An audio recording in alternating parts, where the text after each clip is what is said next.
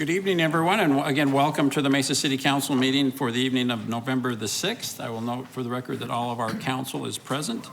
We will begin our meeting with an invocation offered by Rabbi Lebel Blotner with the Chabad Jewish Center of Mesa, followed by the Pledge of Allegiance. So please stand for the invocation and remain standing for the Pledge of Allegiance.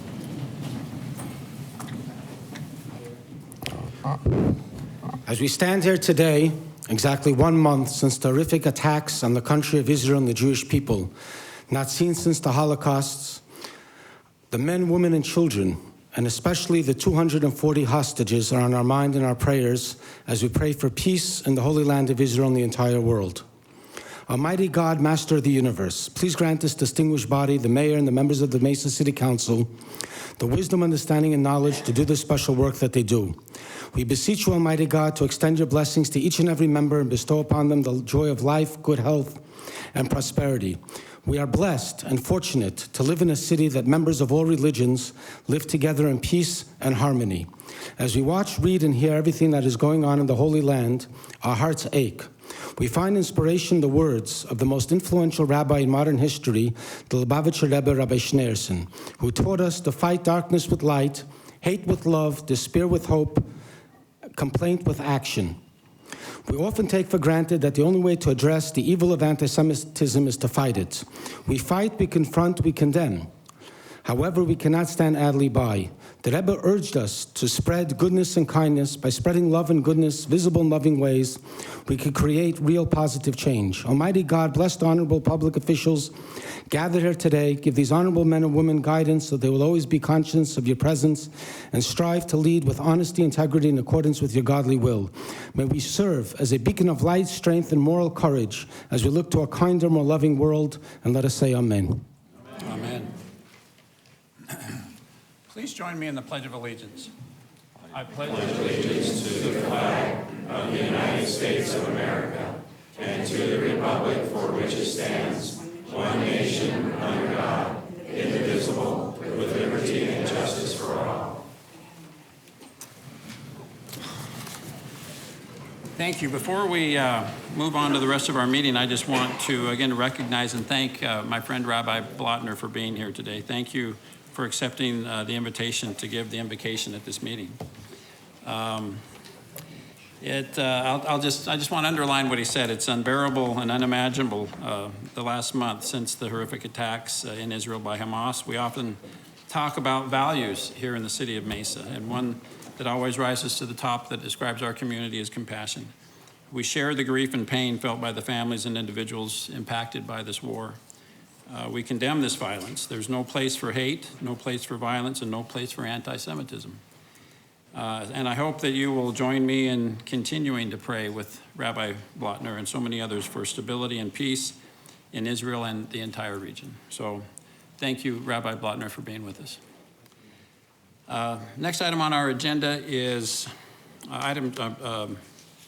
awards, recognitions, and proclamations. We have one item on this agenda. It's to proclaim November this month as Native American Heritage Month.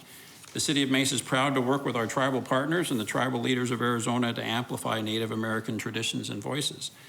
We deeply value our longstanding relationships with the tribes who are our neighbors and our brothers and sisters, and we acknowledge the legacies and contributions of those who are indigenous to this land.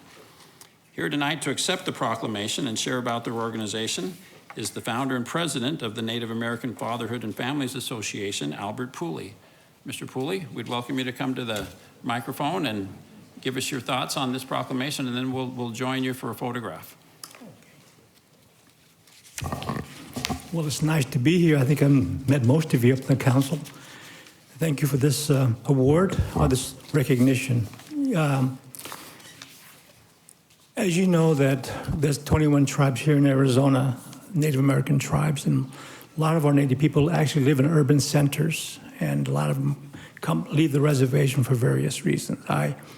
Myself, I attended the Phoenix Indian School. I attended that back in 1960 when I was just a young boy. I want to relate one story, just one quick story about that. I was born and raised on the reservation, and when I'm going to college for the first time, I I went to boarding schools and things like that, and my younger brothers and sisters did also. And we said goodbye to them as they were going off to boarding school. And then we go home as me and my dad and my mom. And my mom cooks dinner for us, and everything seems normal. And then and we sat down to have dinner, and my mom didn't join us. And I said to my father, "Where's Mom?" She said, "Well, she's probably in her room." I said, "Well, shall I go tell her to eat?" He says, "Probably she won't eat, son. She's probably in her room crying." I said, "Crying?" She says, "Yes." She said, "You know what?" He said, "You know what, son? Every year when you kids went off to boarding school, your mother would come back and wouldn't eat for days and would just cry because she missed you kids so much." Why do I tell you that story? Now, I never knew that because I never saw my mom and dad. I said goodbye at the bus. That was it. Now I'm home with them because I'm going to college for the first time. I tell people this. If I want to destroy somebody, I don't destroy your profession. I don't destroy your automobiles. I destroy your family. And the governments, different kind of governments, have done a very good job of that by destroying our families. So I'm really glad to see you acknowledging this month as our month, because we have a lot to give. And you know what? Some of the most patriotic people in this country are Native Americans. In fact, per capita, of all the groups that go out to serve this country, per capita are Native Americans. So again, thank you for that. It's an honor to be here with you all. And I want to thank you for coming to our office. One last point, we have our national conference. Starts tomorrow here in Mesa at the Hilton Hotel. We work, our organization works with over 300 tribes throughout North America. And you know what? We have never received one dime from the federal government or any state government or any government like that. The tribes are buying our services on their own. Over 300 tribes. That's unheard of. Because the message we have is this: we have three things. How do you strengthen families that are already intact? How do you keep families together? Because divorce is so rampant these days. But if there's kids involved, the most two important people in the kids' life are their mother and father. And then how do you reunite families? That's our whole goal. And now we're now part of the United Nations. So we're getting inquiries from different countries. For example, we got inquiries from Hong Kong, from Korea and New Zealand. So I'd like to have the City Council learn more about our program and say we are working together as a nonprofit and the City Council. So thank you once again. Mm-hmm. Thank you, Mr. Pooley. Council, let's go down and share a photograph with Mr. Pooley when we present this proclamation.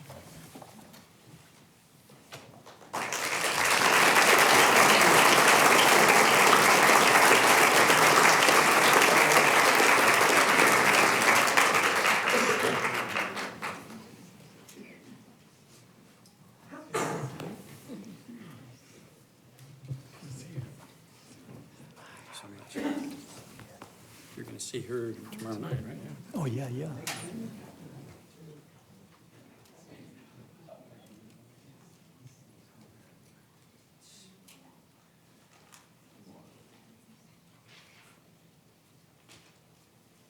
Can you please Photoshop that for no guy like me?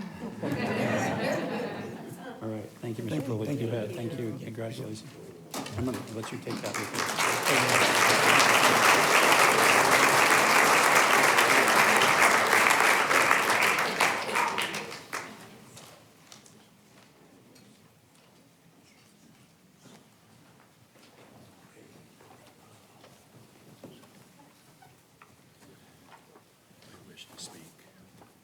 Okay. That's your wish to speak, Kyle. Got it. All right, thank you. The next item on our agenda is the consent agenda. We invite Mr. Kevin Christopher forward to read the consent agenda.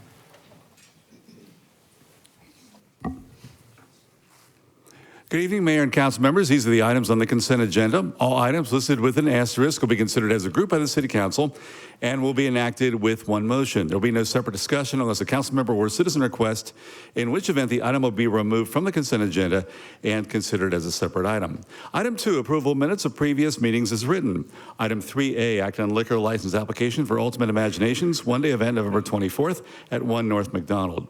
Item 3B, act on liquor license application for U.S. Army Reserve, one-day event December 9th, 5999 South Bacchus Mall. Item 3C, act on liquor license application for Mesa Drummer Bar and Grill, 1211 North Country Club Drive. Item 3D, act on liquor license application for Quick Cash Market, 1107 North Mesa Drive. Item 3E, act on liquor license application for La Olenchana, 830 West Southern Avenue. Item 3F, act on liquor license application for Arizona Distilling Company, 155 West Main Street. Item 3G, act on liquor license application for Pescaderia El Puerto de Guaymas, 1241 East Broadway Road. Item 3H, act on liquor license application for Oregano's, 6821 East Superstition Springs Boulevard. Item 4A, approving cooperative contract use for 3-month renewal contracts for PC, cycle replacement, and supplemental computers, ruggedized laptops, and tablets for citywide departments. Item 4B, approving cooperative contract use for the purchase of 1 heavy-duty forklift for the Energy Resources Department. Item 4C, approving job order master contracts for mechanical and plumbing construction services. Item 4D, approving cooperative contract use for the purchase of 3 crew cab commercial motor vehicles for the Human Resources Department. Item 4E, approving a 1-year term contract for DNA crime lab supplies for the Mesa Police Department. Item 4F, approving 3-year term contract with 2 years of renewal options for automated driveway gate operators, preventative maintenance, and repairs for the Parks, Recreation, and Community Facilities Department. Item 4G, approving 3-year term contract with 2 years of renewal options for fire protection equipment, maintenance, and repair services for the Parks, Recreation, and Community Facilities Department.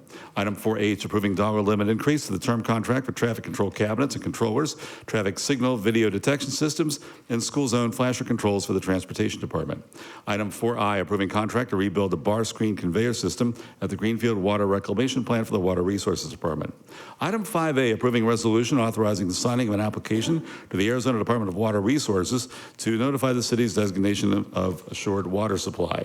Item 5B, approving resolution to enter into an intergovernmental agreement identifying and defining the responsibilities of Maricopa County and the City of Mesa for maintenance and operations of the bus stop pad and new drainage facilities being installed as part of the Broadway Road Bridge project. Item 5C, approving resolution to enter into an amended intergovernmental agreement with the City of Tempe to accept additional funding for expanded forensic services and training provided by the Police Department's Forensic Services Division. Item 5D, approving resolution to enter into an intergovernmental agreement with the Town of Fountain Hills for fire dispatch services provided by the City of Mesa and adding Fountain Hills as a dispatch partner. Item 5E, approving resolution to enter into contracts for the purchase of natural gas supplies and asset management for the city. Item 5F, approving resolution vacating public right-of-way located in the 1600 block of North 96th Street to combine with the adjacent parcel for future development. Item 5G, approving resolution extinguishing a portion of a 20-foot public utilities and facilities easement located at 5400 East McDowell Road. Item 6A has been removed from the consent agenda. Item 6B, introduction of ordinance for zoning case 22-610 for property generally located west of Greenfield Road on the north side of Southern Avenue. Rezone with planned area development and bonus intensity zone overlay and site plan review to allow for industrial development. Item 6C, introduction of ordinance for zoning case 22-1311 for property generally located west of Higley Road and south of McKellips Road. Rezone of the bonus intensity zone overlay and site plan review to allow for industrial development. Item 6D, introduction of ordinance for zoning case 23-432 for property generally located north of Elliott Road on the west side of Hawes Road. Rezone with planned area development overlay to expand the existing Hawes Crossing Village 1 planned area development to include a single residence development known as Village 1, Phase 2. Item 6E, introduction of ordinance for zoning case 23-548 for property located north of Pecos Road and east of Ellsworth Road. Modification of an existing planned area development overlay, major site plan modification, and amending conditions of approval for zoning case 22-268 to allow for industrial development. Item 6F, introduction of ordinance of zoning case 22-1038 for property located south of Main Street and west of Crisman Road. Rezone with planned area development overlay and site plan review to allow for a multiple residence development. Item 6G, introduction of annexation case 22-738, annexing property located on the south side of Main Street west of Crisman Road. Item 7A has been removed from the consent agenda. Item 7B, approving ordinance for zoning case 23-140 for property generally located south of Main Street and west of Ellsworth Road. Rezone with planned area development overlay and site plan review to allow for a multiple residence development. And item 8A, approving subdivision plat, Gallery Park replat 3 for property located north of Ray Road on the east side of Power Road. Mayor and council members, these are the items on the consent agenda. Thank you, Mr. Christopher. Just to make sure, I know we had items 6A and 7A were off of the consent agenda, correct? All right. Thank you. We have a motion from Councilmember Spilsbury and a second from Councilmember Heredia for approval of the consent agenda. Please vote.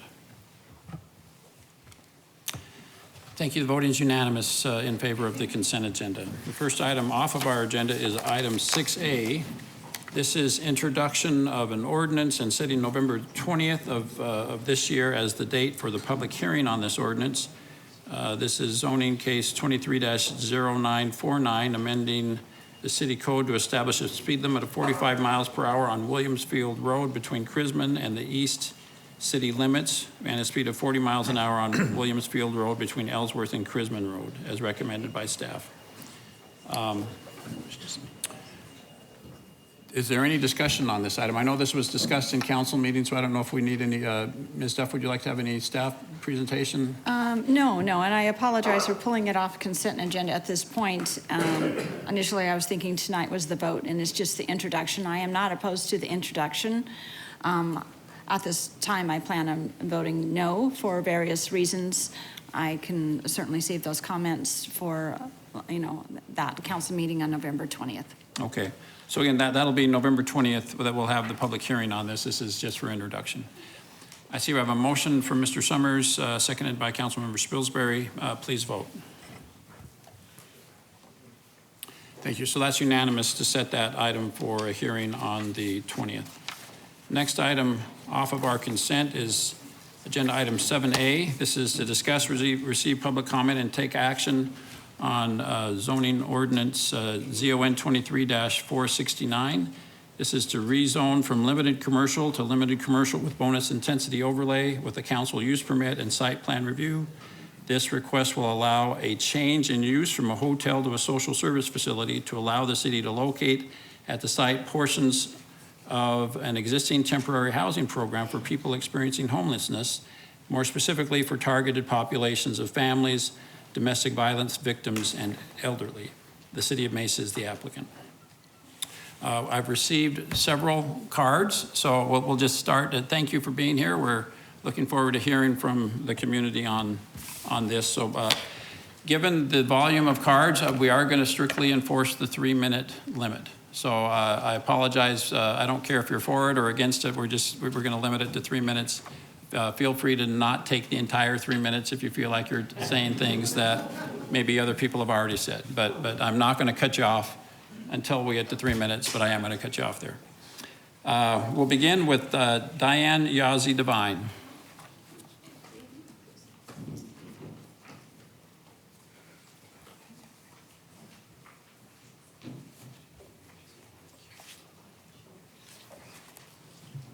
I'll try not to take my 3 minutes. My name is Diana Yazzie Devine. I live at 1263 West Mountain View Drive. I moved to Mesa in 1984, so I'm a 40-year resident of the city of Mesa. I've just recently retired. I spent 44 years as the president and CEO of a nonprofit organization called Native American Connections, which was a premier, one of the larger nonprofit housing, homeless housing, affordable housing developers, operators, and service providers. Native American Connections operated about 100 units of shelter programs and converted some motels to shelter. One of the positive, I would say probably the most positive, we all know, I'm not going to spend time on the housing crisis and what the issues are, 13,000 homeless people, but when you convert motels you're significantly decreasing the cost of the per unit cost. It's coming to about $400,000 per unit to build multifamily housing now, and a conversion of a motel is closer to about $100,000. So you're reducing significant cost in terms of creating the unit. Instead of building new construction, you're significantly reducing the time of being able to house a homeless person by the conversion of a motel into homeless housing. You're reducing acute healthcare costs, which we know people that are housed, homeless people that are housed. And so these reductions of cost, time to house somebody, acute healthcare. And I would like to say in our 100 units, we've been operating those 100 units of shelter for probably 15 years. We have about a 40% success rate of getting someone from coming right directly from the street who's been unhoused or considered what they say chronic homeless to becoming permanently housed in a permanent housing situation. It gives the resident time to get the paperwork together, to get the case management they need, to get the entitlement documents they need to become permanently housed. And so there's a very high correlation of people that go into the transitional motel housing that actually go into permanent housing and then stay permanently housed. So I'm at high support of this project and of any project that takes advantage of converting lower cost motel housing to making a permanent housing situation for homeless individuals. Thank you. Thank you, Ms. Devine. Next, Pastor David Wade. David Wade, 1720 East Broadway Road, Mount Calvary Baptist Church. I'm standing today because there is a great divide of homelessness that is growing in the city of Mesa. Within this, we recognize that the tents have been taken down in Phoenix. There are so many individuals that are looking for a place to sleep. Now, if we open the door to give homelessness training and opportunities to grow, this is something our city can be a stalwart and a beacon light to help people in this community. Within the fabric of where we are we no longer interested in helping the least, the left out, and the last? If we're not, we ought to be. And if we allow an opportunity where we can help house mothers with children, give some training and opportunities, then we don't care about people. We talk about our neighborhoods. A lot of the people that are making noise about this matter don't even live in the area. And I think we need to be conscious of the fact that everybody needs a place to sleep at night. Thank you. Thank you, Pastor Wade. Blanca, I apologize for mispronouncing this name. Blanca de Gueros.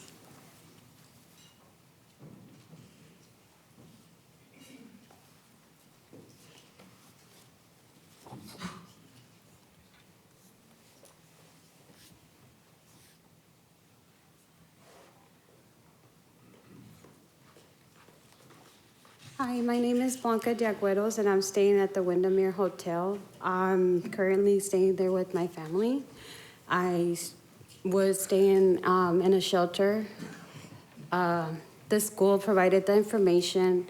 They worked really fast to get me and my family in a shelter, like to have them safely to get to school, for us to get help, to get back on our feet. We're getting counseling. They're really helping us really a lot. That's all I have to say. Great. Thank you for being here. Gretchen Caraway.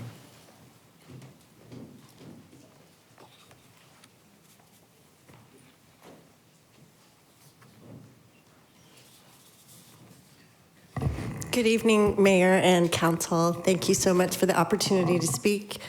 I am speaking in support of this project.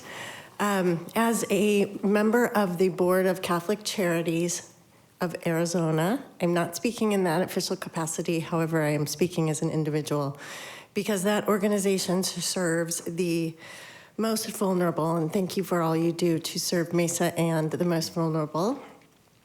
They have been involved in many affordable housing projects, which have been able to serve many people very similar to this project.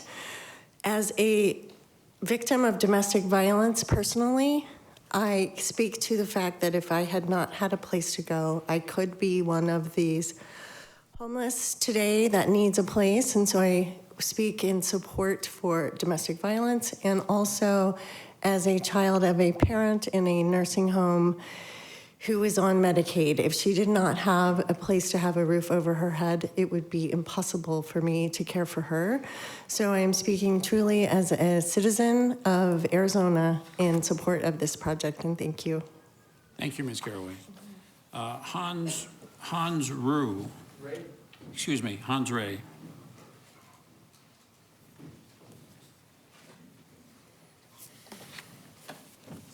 Hi there, Council and Mayor. How are you doing this evening? Good. I'm speaking in support of the hotel being acquisition, I guess it would be. I went through the program over there at the Windermere, and I was on the street for 2 years. Without a facet like that to be able to kind of grow and have a stepping stone to get back into the real world, if I didn't have a stepping stone to get to where I'm at today, by having somewhere to stay and get through this situation, I would still be homeless. I spent 2 years homeless and was able to finally get housing and get my life back on track because of it. And I guess that's where I'm at. Thank you, Hans. Thank you. Congratulations and best of luck to you. David Ferguson.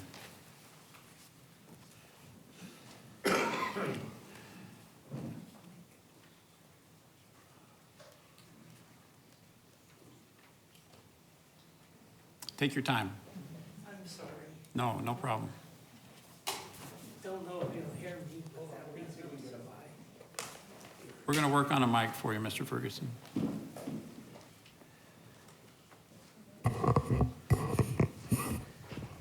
Thank you. I'm Oh, we've got a mic on the way, Mr. Ferguson. Okay. Thank you.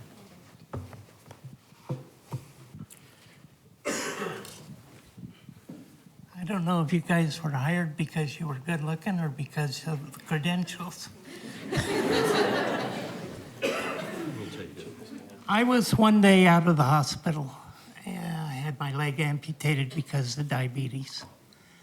With the heat this last summer, I wouldn't have made it.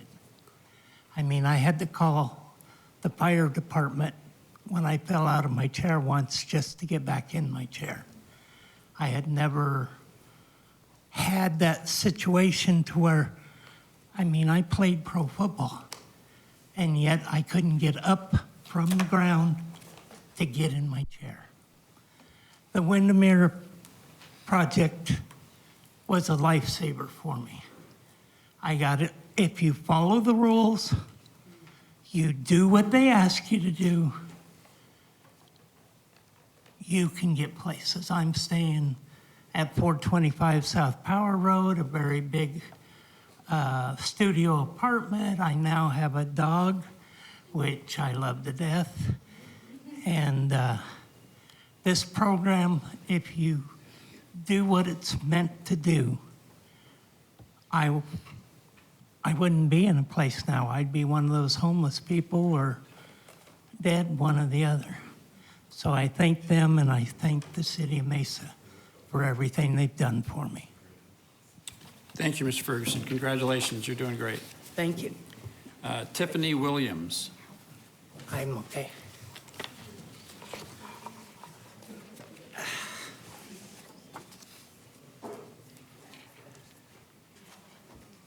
Hello, my name is Tiffany Williams, and I was a client of the Windermere Project. I owe my life to these guys. I've been an addict my whole life. Sorry. I didn't have a place to go.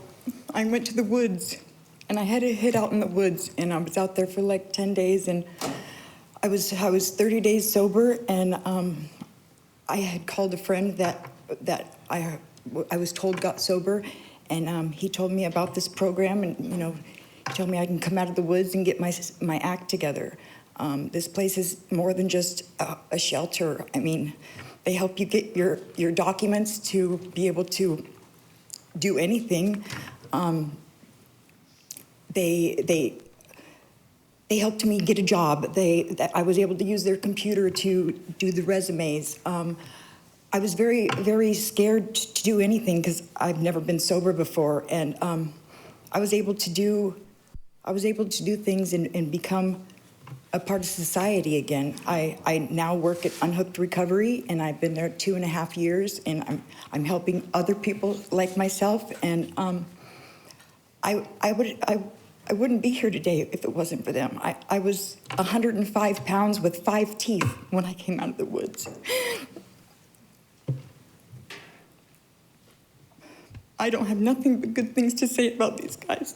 I owe my life to them. And you know what a relief it is to have a bed to sleep in and a shower, be able to take a shower and put on clean clothes.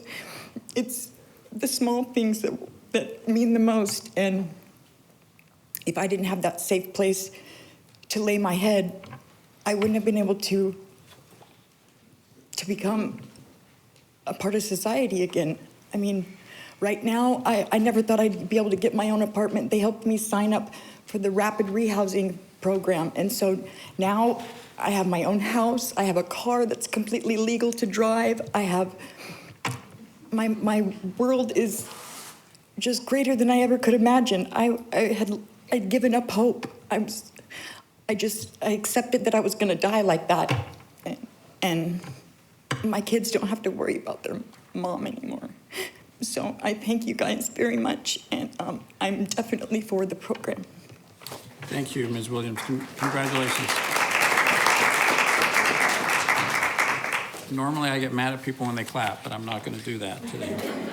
Howard Gemso, and I apologize for mispronouncing your name, Howard.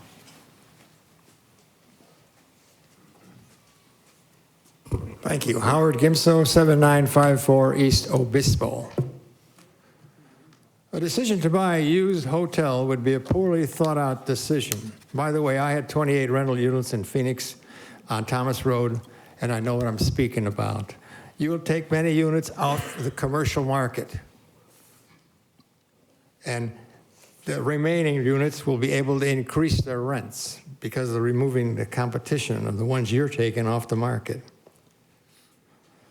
Your maintenance will be high, often replacing serviceable equipment and not anticipating failures. You will use city employees who will be full benefits and they may not be available nights and weekends when emergencies occur. How will you choose the new residents to be selected? By income or by skin color? By sex or by gender? Maybe by the age or the age of the residents. But those who are not chosen will be free to sue you for discrimination. When it is time for them to move out, no, you will have a processor give them notice. Then you'll start a suit in court to move them out. The court date will be moved to presented to a resident by a process server. And after you win in court, you will serve them with a process server by a processor of the court's eviction notice. And then you can have a court-appointed bailiff put their personal property on the sidewalk. And there they will be with their personal property while telling their sad story to the 5 o'clock news. Are you ready for that? Are you ready for this? Who's in my parking place? Who left their laundry in the washer all day? Why are those loud noises after quiet time? Et cetera, et cetera, et cetera. Are you ready for all of that?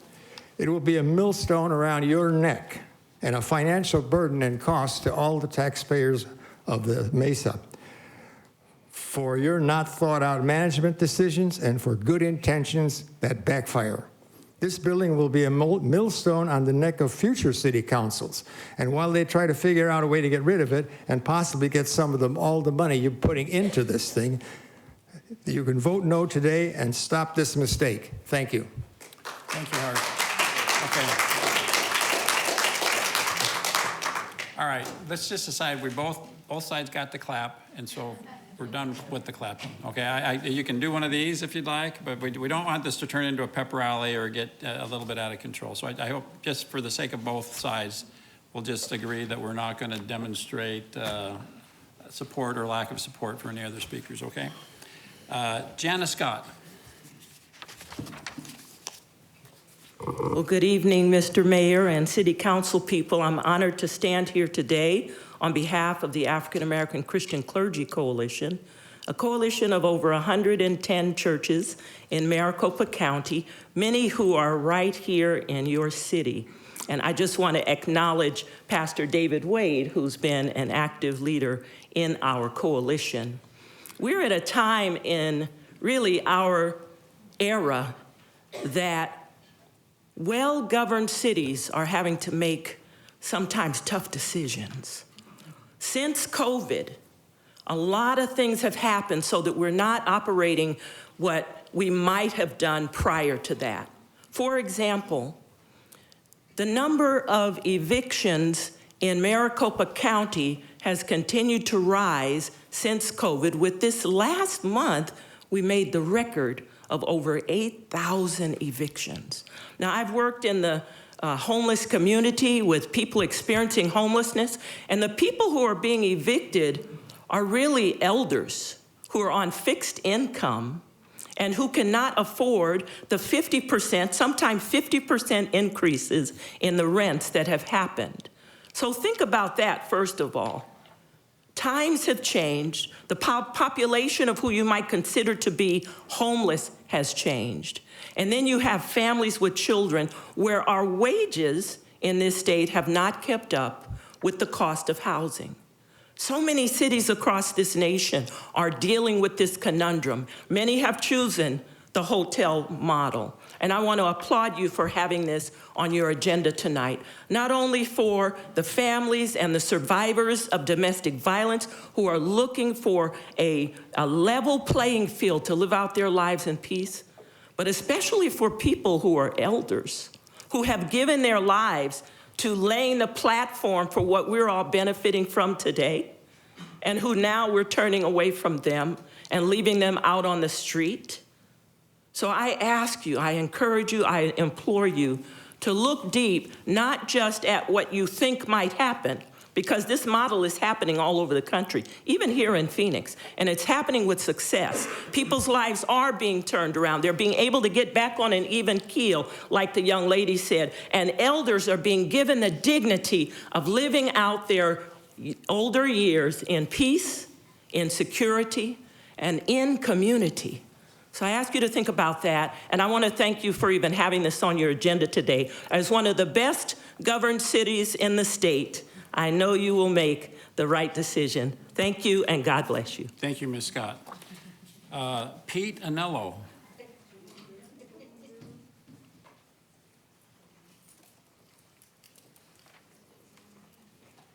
Mayor and Council, glad to be here tonight. My name is Peter Anello. I'm a PC in LD 15, and I have connections with PCs and all the LDs that are represented on this dais tonight. Once again, the city is disregarding the will of the people. Signatures were turned in to the city from property owners around the hotel. Because one of the people who collected the signatures didn't turn them directly into the city clerk, they were rejected. Rather than letting them know they needed to turn them into the city clerk, they were just kicked out because you wanted to do your will and not the will of the people. Exactly as you did with the ASU campus. The people voted that down, but you twisted it around and you put the campus in anyway. You did your will and not the will of the people. And the games you play. Signatures that were turned into the city clerk on October 18th, you changed the rules and how they could be accepted, and you didn't notify us until November 1st. Which didn't give us enough time to gather the signatures based on the new rules. As a PC, we work hard to get people elected. And believe me, we also work hard to get those who do not represent the people's will unelected. No more games. Do the will of the people. Vote no in this hotel. We are watching, and we will remember how you vote. Thank you, Pete. I'm sorry, folks, we're not going to clap, okay? Just to keep it fair for everyone. You feel free to give us some jazz hands if you feel so inclined. Alan Tom. Alan Tom? Okay, there we go.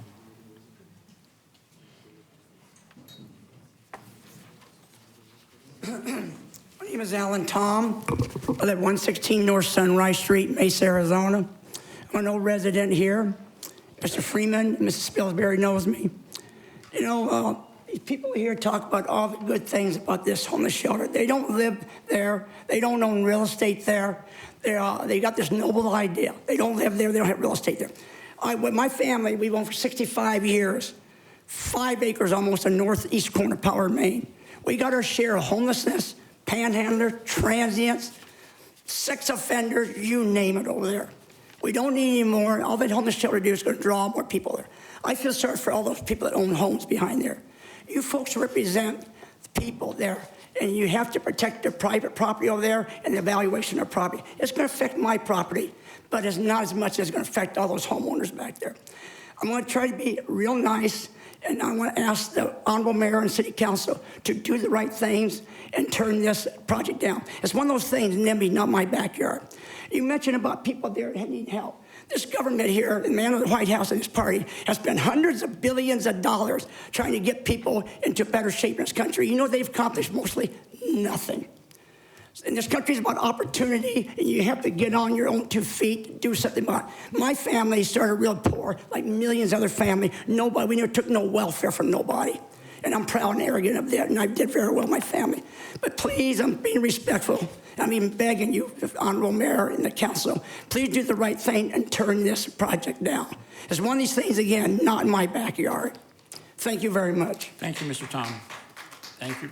Thank you for not clapping. Shali Chavez.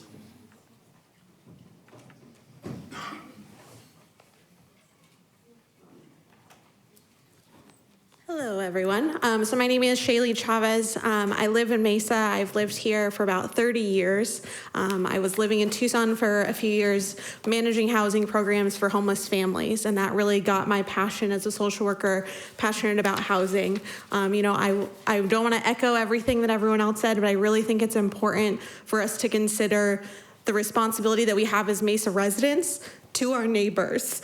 The folks that are over here are amazing people, and they deserve to be considered when we're thinking about our community. They are not residents of Mesa. They live here, they contribute, they are part of our community, they are working, they're doing the best that they can, and they need a place to live. We cannot push our problems off to Phoenix and other communities. I work also in the Phoenix area with folks experiencing homelessness, and there's a lot of services that people are using in that area that they need, but then they are just going to Mesa or going to Phoenix and not getting a lot of the support where they could be around their family. If someone's getting evicted in Mesa, they shouldn't have to be shipped off to Phoenix to figure out their housing situation. They should be able to stay in Mesa, get the housing services that they need so they can go back into their community. So, thank you. Thank you, Shali. Representative Barbara Parker.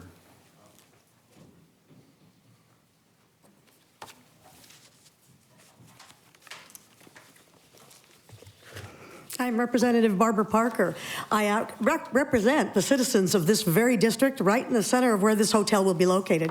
Not only that, I am on the House Appropriations Committee, and I'm also Vice Chair of the Health and Human Services Committee. I'm also a health professional, a Mesa, Arizona native, and I am a subject matter expert, and we have been dealing with everything down at the legislature.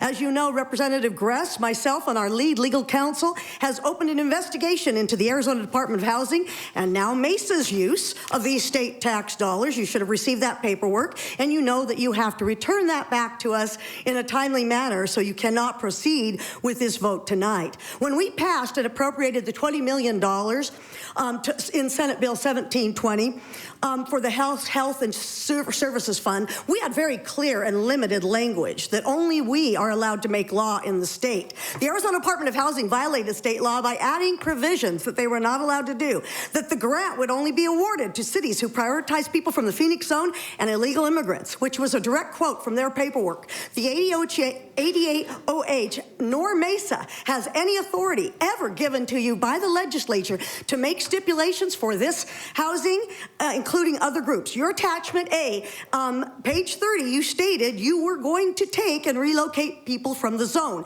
That's a City of Phoenix issue. You're not allowed to do that according to the law. Also, you stated using CBI, you were going to issue Social Security cards. You are also not allowed to do that for foreign nationals. Also, regarding CBI, since I needed to bring that up quickly, they are currently under an investigation and audit right now by the Auditor General of the state of Arizona. And in the circles of behavioral health, which we are working very hard on, they have one of the worst reputations in the state, and everybody knows that.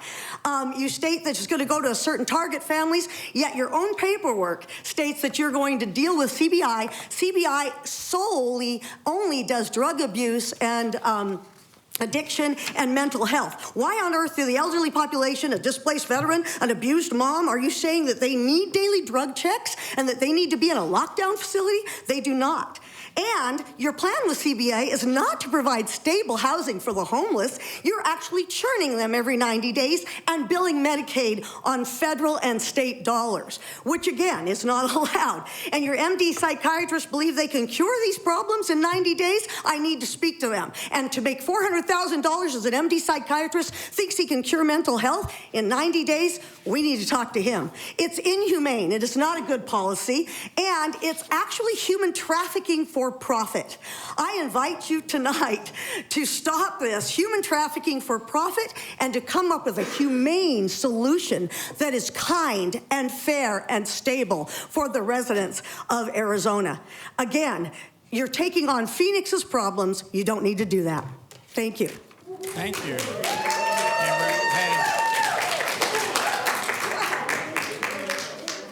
I'll add cheering to the things that we don't do, okay? So feel free to give us the jazz hands if you'd like. Thank you, Representative Parker. Sherry Anello.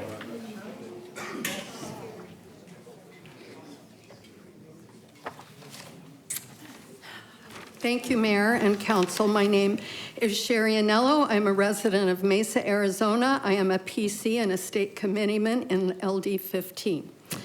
I'm here today to remind you that your responsibilities as council are to serve the taxpayers and residents of Mesa.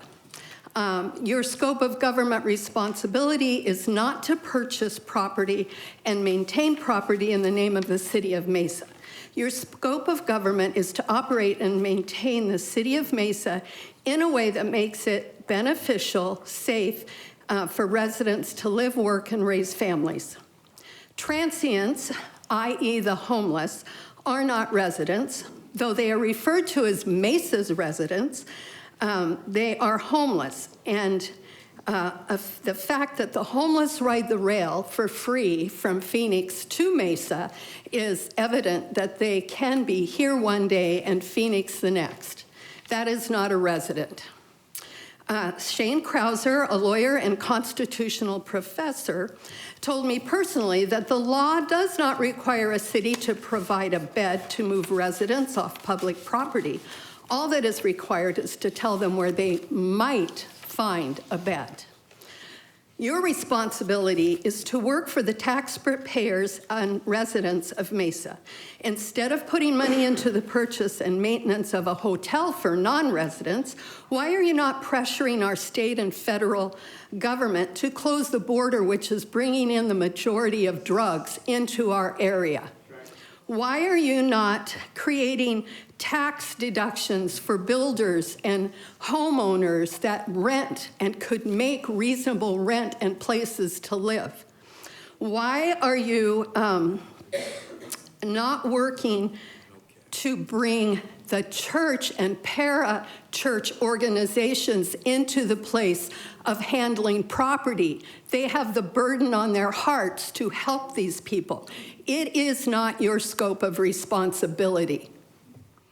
And lastly, your refusal to accept petition signatures because they were not turned into the proper desk at City Hall, and your changing of the language of the guidelines for property owner signatures in opposition to this hotel without proper notification to comply attest to the complete disregard you have for residents and taxpayers.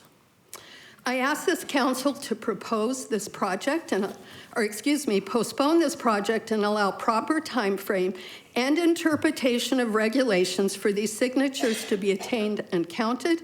Any council member that does not do this is making a clear statement of their failure to work for the residents and taxpayers of this city. Thank you, Sherry. I That's do all of your also time. remind you that as PCs, we Sherry. work to make sure your Thank you, your Sherry. vote.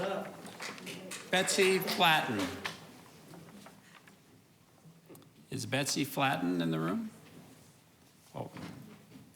Welcome, Betsy.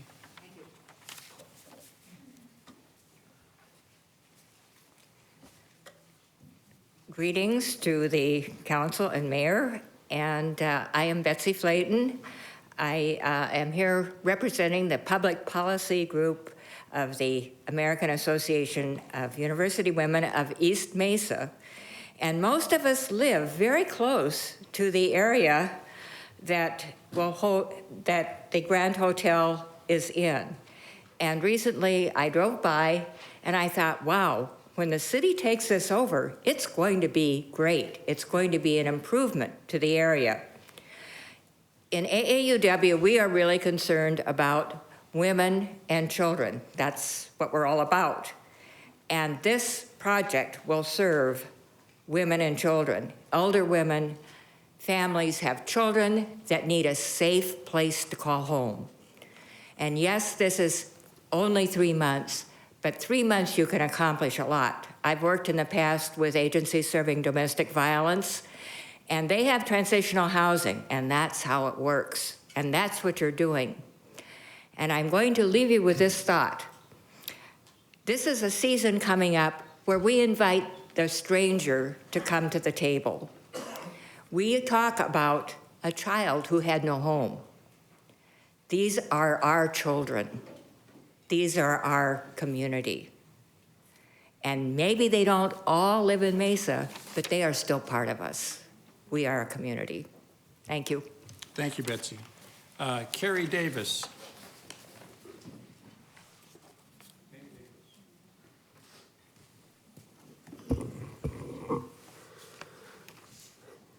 Good evening, Honorable Mayor and City Council. My name is Kerry Davis. I respectfully request the Mayor and Council vote no on Agenda Item 7A. In my opinion, approval of Item 7A will increase the homeless population in Mesa and negatively impact the surrounding residents and businesses. The 2023 homeless point in time count includes 11 cities in the East Valley. The population of these 11 cities is approximately 1.6 million. Mesa and Tempe make up 43% of the East Valley population, but shelter approximately 70% of the sheltered homeless. The other 9 cities make up 57% of the East Valley population, but only shelter approximately 30% of the sheltered homeless. Approving Item 7A is a formula for continuing to discourage the other 9 cities in the East Valley from addressing homeless issues. According to the Tempe website, in September 2021, the Tempe City Council approved $450,000 in nonprofit grants to expand emergency shelter beds. Those grants were to support 62 shelter beds. 32 of these shelter beds at the East Valley Men's Center in Mesa, operated by A New Leaf. Individuals will be transported directly to the Mesa shelter. Tempe's Human Services outreach teams will assist with transportation. Approval of Item 7A will increase the homeless population in Mesa. I encourage you to vote no on Item 7A to protect Mesa residents and businesses. I recommend you reach out to other cities in the East Valley and encourage them to address homeless needs within their communities. Thank you. Thank you, Mr. Davis. Duncan MacArthur.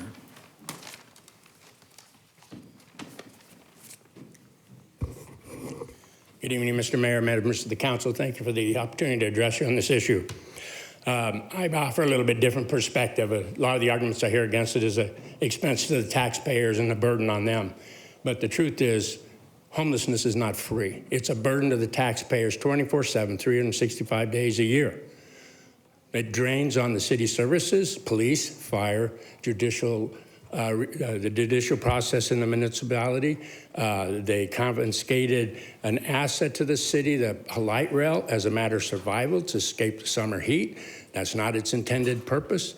I served on city council up in Colorado for 6 years prior to moving here 4.5 years ago. I was involved in the homeless issue. There was a program called Housing First, on the concept, let's get them in housing first, and see if we can help them deal with their issues. It's a path forward. And I on my own, I went and toured facilities in Denver and Boulder, Colorado, and Salt Lake City. Salt Lake City has, at the time, about 11 facilities, such that they estimated that it reduced their cost to the community for homelessness by as much as half.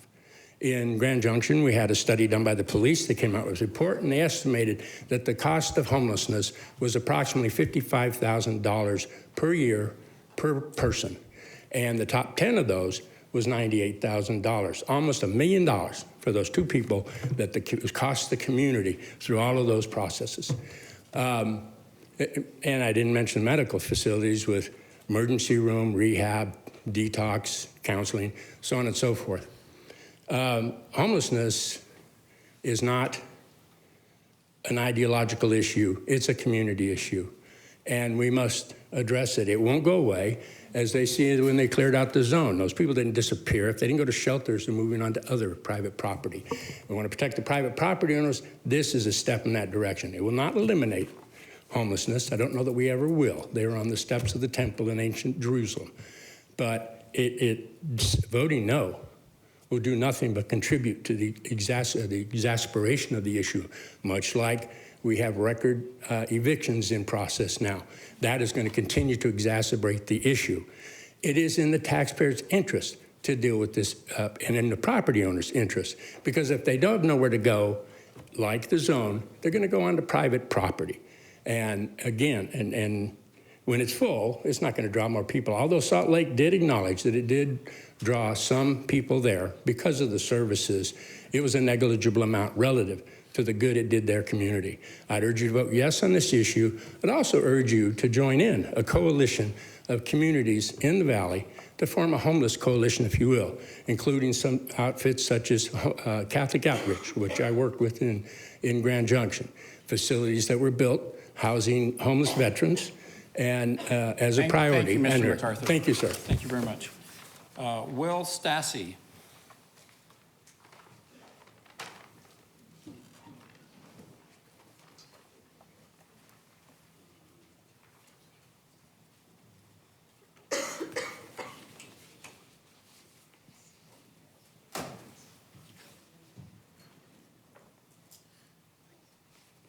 Good evening, Mayor and Council.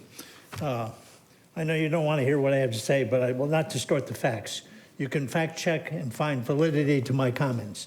I will not tell you that Gilbert Road is the dividing line between East and West Mesa. I will not tell you the new zoning for the Grand Hotel is a temporary shelter for homeless. I will not attend a mayor's conference and tell you it is converted to emergency housing for homeless populations. Fact, New Mesa zoning eliminated defining the location as a hotel and defines the facility as the CL Social Service Facility. I have included in your packet a list of social service facilities, community service facilities, human service facilities. The old Grand Hotel rezoned will be unique in all of Arizona and maybe the entire United States. The social service facility will be the only one providing housing for people and animals with no provision for people or animal food service, with no transportation to medical visits, police protection 24/7, and on-site medical service with an EMT and triage registered nurse available.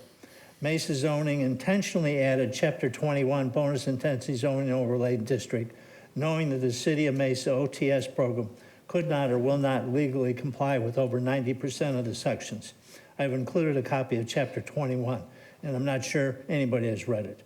I question that a quality control system is in place to ensure compliance with the law, that everyone that prepares, transports, distributes donated food has a valid food handler's card. I question if a quality control system is in place to ensure the dogs housed have dog license and documents validating rabies and parvo shots. If they have the shots, do they have the documentation? Projection is $7.4 million capital expenditure, plus $3 million capital improvements, plus operating costs with a hidden budget cost and unknown source of funds for 23, 24, 25. Additionally, $1.2 million to CBI. Total operating costs $2.2 million per year, or 1,800 units over 3 years, 600 a year, $3,667 per participant. Projected operating costs at about $1 million a year if accounting and journal entries show actual costs and not hidden in other budgets. Examples: utility, water, waste, fuel for police vehicles, city maintenance workers, overhead, vehicles, fuel, change light bulbs, plunge toilets, repair AC units, accountant's salary, tracking costs if only $10 a month, program manager salary, landline, cell phone costs. Another interesting fact, occupancy at 70 rooms, participants does laundry once a week, 10 rooms a day do laundry. Laundry cycle 1 hour. 70 loads a week, 2 coin-operated machines not always working on site. Plus commercial laundry of sheets, towels, 10 rooms a day, 70 loads a week, 3,640 laundry loads a year. How long will the machines last? Mesa is not I'm renting, sorry, Mr. leasing Stassi, your time a is room. up. Thank you. Bethany Lambrecht.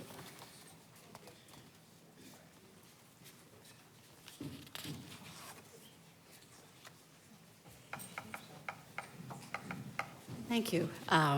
Greetings, Mayor Giles and council members. Some of us we've already met before. I'm Bethany Lambrecht. This is a heavy topic. I am a Dobson Ranch resident in Mesa and a leader with Valley Interfaith Project, VIP. VIP is a community organizing group made up of faith-based and other nonprofit institutions across the valley. If you're here from VIP, they're standing. Please stand with me. 3 weeks ago, VIP gathered more than 100 people at St. Matthew United Methodist Church in Mesa to urge the city to take significant steps to address the affordable housing crisis in Mesa. We represent hundreds of families who are struggling and rising housing costs. We are hearing stories not just from the poor, but from citizens who are solidly employed but cannot afford to find housing or to remain where they are due to rising rents. We understand just how many families are only one missed paycheck away from falling into homelessness. I hope that gives another picture as to what we're looking at. As people of faith, we are called to especially address the needs of the poor and struggling, but providing shelter is not only the right thing to do, it is also the smart thing to do. We see what happens to communities when people cannot find shelter and they have to live on the streets. Providing safe emergency housing is critical for preserving the safety and economic vitality of our neighborhoods and our business corridors. We urge you to vote yes to rezone and purchase the Grand Hotel. In addition, we urge you to look at other solutions for increasing the availability of affordable housing, such as including affordable housing at Site 17. We need to be seeking many options to deal with this multifaceted crisis. Thank you. Thank you, Bethany. That completes the cards that I have that wish to speak. There were 2 cards that indicated that they were both opposed to going forward from Gwen Lyles and Doug Beck, but they indicated they did not want to speak, but I'll note that they did turn in the cards. Do we have any additional requests to speak? No additional requests, Mayor. All right, thank you. Before I open it up for discussion, I would like to have, I think we do need to respond to at least a couple of questions that were raised by the speakers. Some gentlemen indicated that they thought maybe the city had rejected some signatures challenging this case, or that the city had changed the rules midstream. So Mary and or Jim, could you just give us a description of how that process unfolded with regard to this case?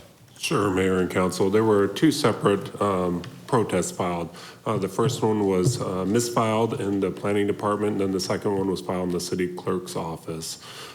Even if we were to combine both signatures from both of these filings, it fell short of the required numbers. There's 2 different criteria. The critical one becomes the zoning area. It requires 20% of the zoning area to be in protest. Even if you combine both filings, it only came up to 11%. So even if you combine them, as far as changing the rules, the state statute was changed about 7 years ago. The state statute and the city code clearly state that you file it within the city clerk. But again, even if you accept all the signatures on both of them, it falls short. Okay, thank you. Mary, anything to add to that? Okay.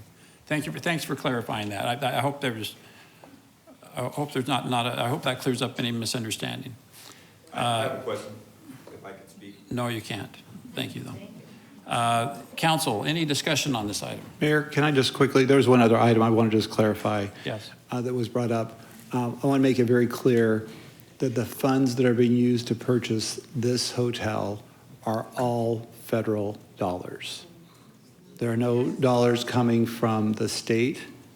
It's all coming from federal dollars that were appropriated to the city for this purpose. I just want to make sure that's clear because I think there's confusion about whether we are using state dollars for the purchase of this facility, for this hotel, and we are not. Okay. Thank you. So there was some reference to some state funds, but that's being used. I think maybe we had $1 million grant that's in process from the state, but that is for other programs. Not the purchase of the hotel. That is correct. Thank you for clarifying that.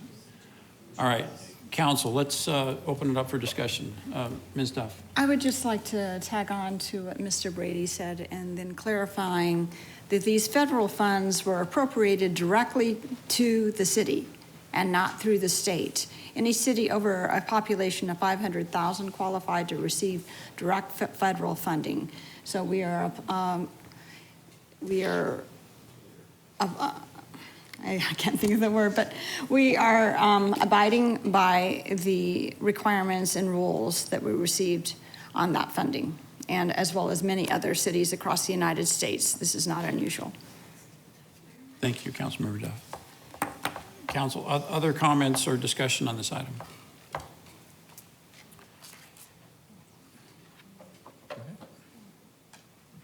Ms. Spilsbury. I didn't know who all wanted to speak about this. I wanted to thank everyone for coming on both sides. I love seeing when the community is engaged in these issues. Whether you agree with me or not, I appreciate that you are willing to be involved and that you take the time to come and to speak at our council meetings. And so thank you so much for that. I could talk for hours on this. I'm not going to, but I could talk for hours on this because I have spent hours and hours and days and months studying this and researching it and being out in the community and talking to people. I've tried to keep an open mind. I've tried to listen to all different perspectives. I've tried to listen to the different perspectives of my colleagues, our planning and zoning board, and especially our community. And this is in my district, so I take this very, very seriously. These are my constituents. These are the people that I'm in charge of that maybe or maybe didn't vote me in, but that I'm the one who represents them. I have spoken at length with multiple faith-based organizations and nonprofit organizations to try to gather facts and to find a way forward that allows our city to continue this great program that serves people who want help while still investing in this location and the area around it. It is my job to represent District 2, but it's also my job on this council to recognize and support our citywide needs, that we all vote on things that affect our whole city, not just our districts.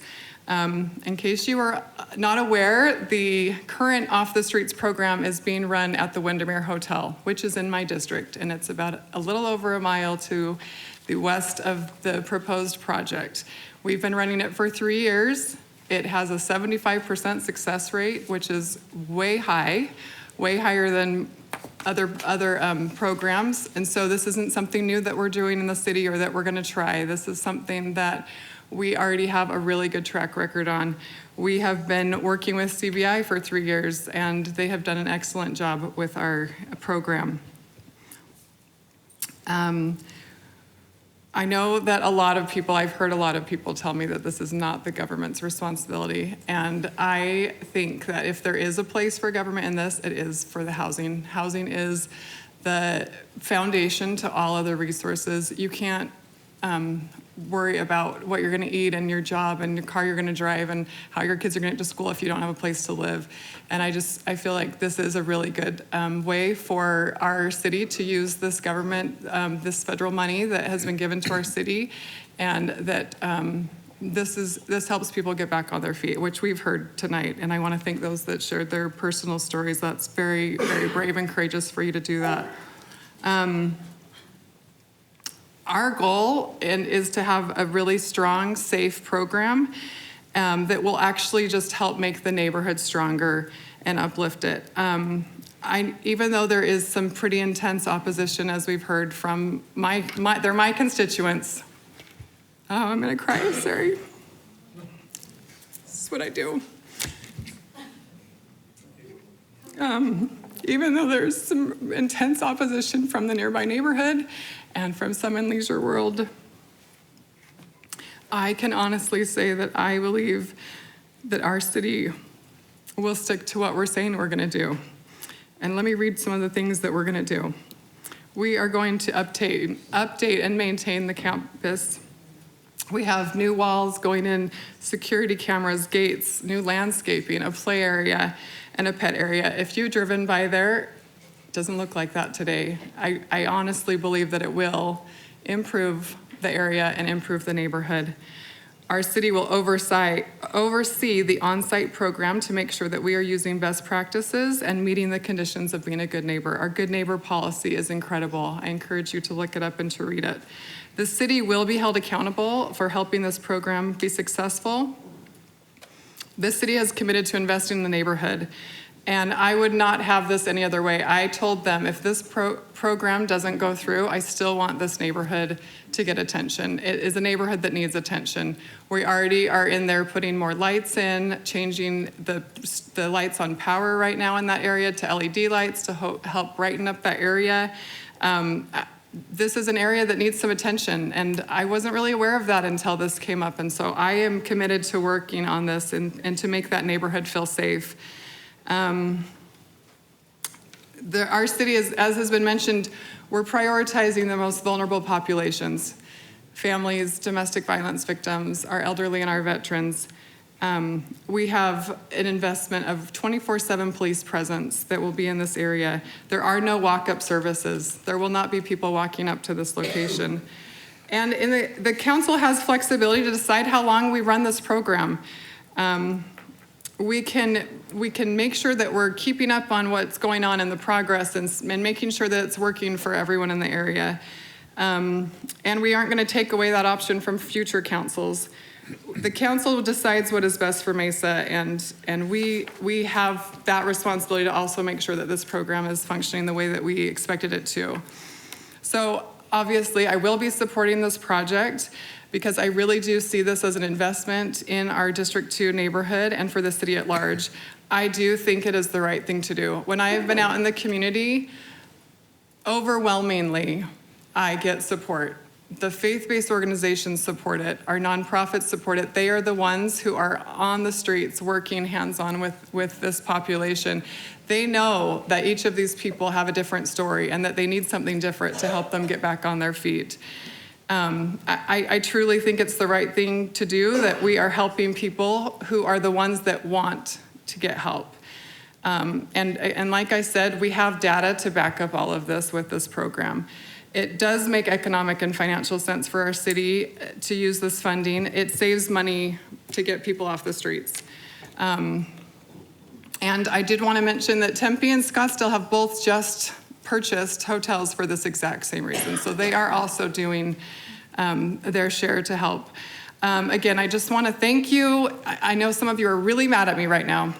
But I love that you care. Yep, nodding heads. Yep, I'm so sorry. Believe me, this is really painful for me. And I just want to thank you for caring about your neighborhood. I also care about your neighborhood. I hate to have conflict and disagreement, and I think we've all learned a lot through this whole process. And I think it's important that we can all listen to each other with respect and to understand where each other is coming from. And I know that for this to work, we need to have this great partnership between the city and the surrounding community, and I am committed to do that. And this is not the end of this process. Thank you. Thank you, Ms. Pillsbury. Council, any other comments prior to the vote? We have a motion by Mr. Heredia. Is there a second? I have some comments here. Okay, Mr. Freeman. Councilmember Spilsbury, thank you for your comments. They're well-meaning, and I feel your heart on this. You know, sheltering is a very important part of our community, and it's very important that all of us weigh in, pro and con, and I appreciate all the comments tonight. I've been in our neighborhoods as a firefighter, and I've seen exactly this area that's kind of been an underperforming area, so I appreciate the effort Councilmember Spilsbury and staff have put in to rejuvenate the area. However, I've always prioritized our welfare and improvement of our neighborhoods, and I believe this proposal aligns with that priority. In other words, it does not align with what we're trying to do tonight. However, solving one problem creates another problem, and it's not a solution. I'm not in support of a homeless solution that creates a future financial burden for our general fund and the liability for our citizens of Mesa. However, I believe that sheltering is an important concept. We have a foundation out at Windermere, and it's working very well, and I appreciate all those who have come out of homelessness and sheltering. And we have fine-tuned it so that we can reach out to those in need. Thank you. Thank you, Mr. Freeman. Let me just remind us all, this is the second time that we've kind of had a bite at this apple. We made a decision to proceed with purchasing this hotel a couple of months ago. The subject matter of this meeting is issuing a council use permit, which is holding the city accountable as the owner of this property to be good neighbors. So this is all about what can the city do to mitigate any negative impact that this facility might have on the neighborhood. And in order to draft that policy, the city engaged in a lot of community engagement. There were public meetings, virtual and in person, and a lot of effort was put into listening to the concerns of the neighborhood. I get that this is scary. I absolutely get that this is scary for the neighborhood. But our commitment, the city's commitment, is that we are going to be good neighbors. This hotel is going to be safer, it's going to look better, it's going to be have a less negative impact on your community when it's in the city's hands than it is now. For those, and we've been operating a very successful Off the Streets program just down the street from this, and it has not been a negative impact on that neighborhood, and it has been a very successful program. 4 out of 5 of the people that are involved in this program are women, children, domestic violence victims, and seniors, and disabled. That's the population that is treated in this program. They're not people that linger in the neighborhoods. They're not people that walk up to this facility. It's that very vulnerable population that's going to be bussed in and bussed out. And I think it's good that the city is going to be the owner of this property because you can hold us accountable. So we meet first and third Monday nights from here in perpetuity. And so if this facility is not meeting the expectations of the neighborhood, of course, we invite you to come and let us know that because we want to be held accountable. For those who are under the impression that we can just decide not to respond to this problem, I don't get where you're coming from. When there's a tent when there's a tent encampment in the retention basin across the street from your house, you're going to call the city of Mesa, and you're going to want us to enforce urban camping, and you're going to want us to address that problem. I'm sure the mayor and city council of Phoenix would love to say, we don't want to be in this business. They're being sued in multiple courts by multiple parties.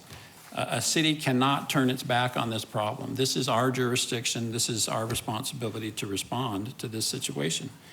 And there's a couple of ways to do it. We can either do it in this proactive way that is creating a wraparound services, very affordable program. The alternative to this is we arrest people and we put them in jail. And that's not a correctly legal response, and that is a dramatically more expensive response to addressing this problem. So this is a more compassionate response. It's a more financially responsible response. And I'm proud that we are taking this step. We have a motion made by by Vice Mayor Heredia, seconded by Councilmember Spilsbury. Please vote. Motion passes 4-3 with Goforth, Freeman, and Summers voting no. Thank you for being here tonight, ladies and gentlemen. We appreciate your sharing your opinions with us. Ms. Mosley, do we have any requests to speak on agenda item 9? No request, Mayor. That concludes our agenda for this meeting. Is there a motion to adjourn? Thank you, Mr. Summers. All in favor, please say aye. Aye. Thank you. We are adjourned.